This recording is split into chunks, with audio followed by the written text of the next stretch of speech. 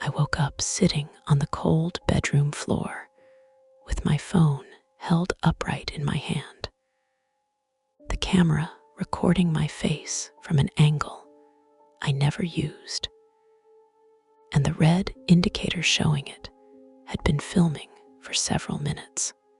The room light was on, the bed was untouched, and my voice was playing back quietly from the phone speaker, describing the time and the position of objects around the room. I stopped the recording and checked the timestamp, realizing it was just after midnight, a time I had no memory of reaching. The phone gallery showed several similar clips from previous nights, all created at nearly the same minute, all framed with the same careful distance. I stood up slowly and noticed a notebook on the desk, opened to a fresh page, filled with handwriting that matched mine perfectly. The page listed short observations about the room layout, the light switch, and my breathing pattern while asleep. That was the moment that shattered my sense of continuity. But the cause began earlier, long before I found myself on the floor recording evidence against my own memory. Weeks earlier, my life followed a strict sleep routine built out of necessity rather than comfort. I slept with the bedroom light on every night because darkness made my rest unstable, and consistency kept my mornings intact. One evening, irritated by the brightness and convinced I was overreacting, I turned the light off before lying down. That decision felt insignificant and rational at the time. The first change appeared the next morning when I found my phone charging on the desk instead of the nightstand. I dismissed it as fatigue and rushed through my day without giving it weight. The following night, I kept the light off again and slept without interruption as far as I could tell. In the morning, a glass of water sat beside the bed, even though I had not left the room overnight. I began paying closer attention without altering my routine. Objects shifted position subtly, never dramatically enough to provoke panic, but consistently enough to leave patterns. My shoes aligned neatly by the door when I knew I had left them scattered. Notes appeared on my phone reminding me to sleep earlier, written in my own phrasing. One night, I found an audio recording labeled with the date and time, containing my voice calmly describing the room while I was supposedly asleep. I checked the metadata and confirmed it had been recorded locally on my device. I tested myself by placing objects in deliberate positions before bed. Each morning, they had been moved with care rather than disturbance. The light remained off, and the changes continued. I started leaving the camera on overnight, pointed toward the room. The footage showed nothing until exactly midnight, when the screen went black for several seconds. When the image returned, the room was different, subtly reorganized. I never appeared on camera during these moments. The recordings ended on their own. I stopped trusting my sense of rest. I checked the clock repeatedly every night, staying awake as long as I could. When I finally slept, I always woke after midnight without recollection of the interval. The notebook gained more pages, filled with structured observations. The entries referenced actions I did not remember completing. The tone of the writing was methodical, almost instructional. Each page ended with the same line stating that the light must remain off. I tried sleeping with the light on again. Nothing happened that night. The room stayed unchanged, and the recording stopped.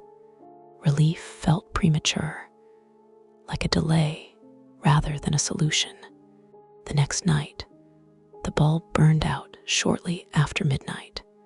In the morning, the notebook contained a single sentence explaining that consistency mattered more than intention.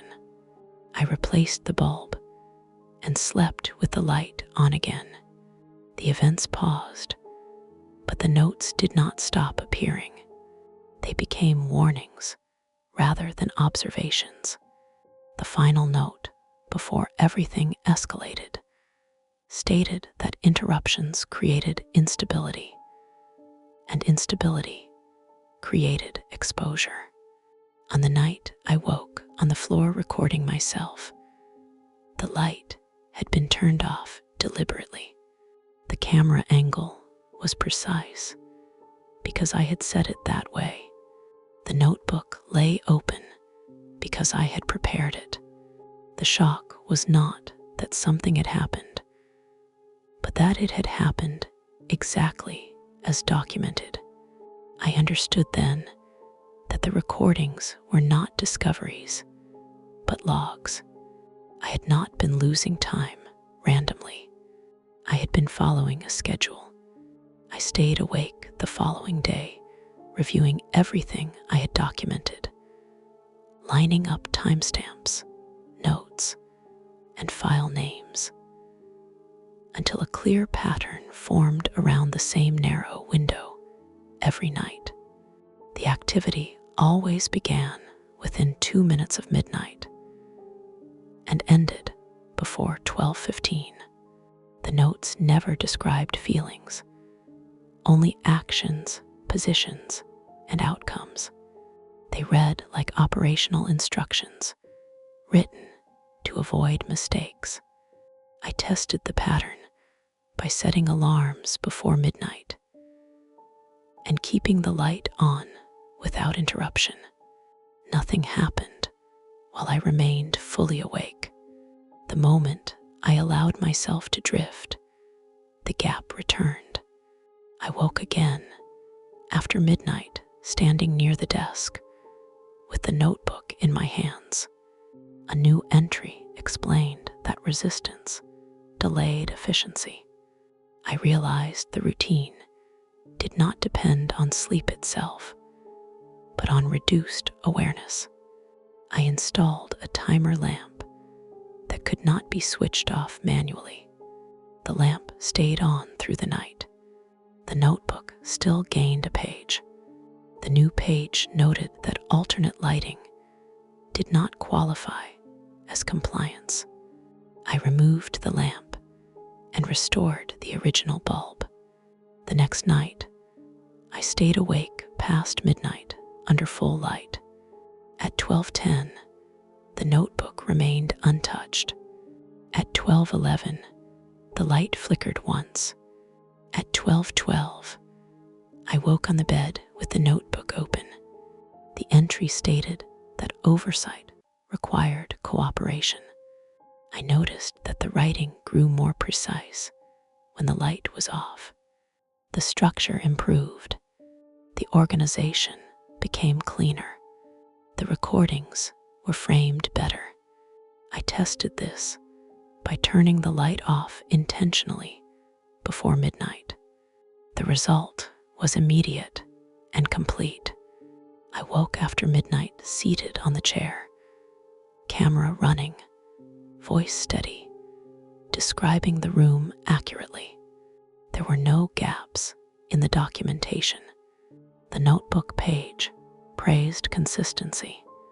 I reviewed the footage and noticed that my movements during these periods were controlled and economical. There was no hesitation. There was no confusion. I functioned better than I did during the day. I began leaving tasks undone at night to see if they would be addressed. Each task was completed correctly. The room stayed organized. The notes explained that night hours were reserved for maintenance. I understood then that the behavior was not random or harmful. It was corrective. The mistake had been disrupting it. I tried sleeping with the light on again as a final test. The next morning, the notebook contained a warning written larger than usual. It stated that interference would create errors. That night, the light went out at midnight without burning out. When I woke, the recording showed me turning it off myself. The note explained that correction had been applied. I stopped resisting after that. I prepared the room each night before midnight. I placed the camera correctly. I left the notebook open. I turned the light off and waited. The documentation became flawless. The gaps in my memory remained, but the results were undeniable. My days became easier. My space stayed controlled. The logs grew into a full archive. The final realization came when I reviewed the earliest files. The first recordings predated my memory of moving into the apartment. The routine had existed before I noticed it. The light had only hidden it.